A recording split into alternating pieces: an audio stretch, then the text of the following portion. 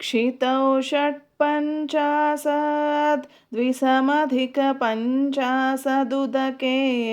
हुतासे द्वाषष्टि चतुरधिकपञ्चाशदनिले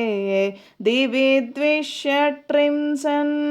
मनसि च चतुष्षष्टिरिति ये मयूखास्तेषामप्युपरि तव पादाम्बुजयुगम् शरज्योत्स्नाशुद्धां शशियुतजटाजूटमकुटां वरत्रासत्राणा स्फटिकघटिका पुस्तककरां सकृन्नत्वा नत्वा कथमिव सतां सन्निदधते मधुक्षीरद्राक्ष मधुरिमधुरीणा फणितयः कवीन्द्राणां चेतः कमलवनबालातपरुचिं भजन्ते ये सन्तः कतिचिदरुणामेव भवतीं विरिञ्चि प्रेयस्यास्तरुणतरशृङ्गारलहरी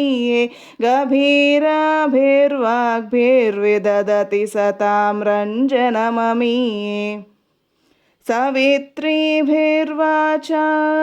शशिमणिशिलाभङ्गरुचिभिः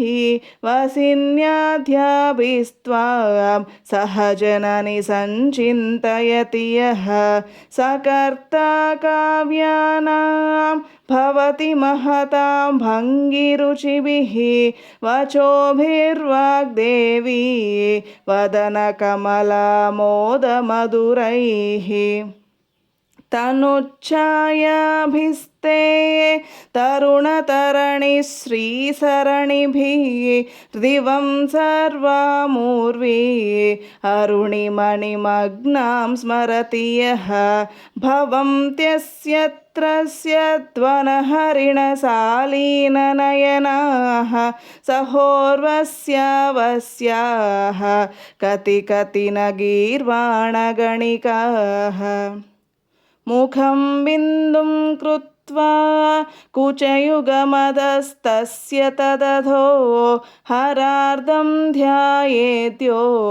हरमहिषिते मन्मथकलां ससद्यः संक्षोभं नयति वनिता इत्यतिलघु त्रिलोकीमप्यासु भ्रमयति रवीन्दुस्तनयुगाम्।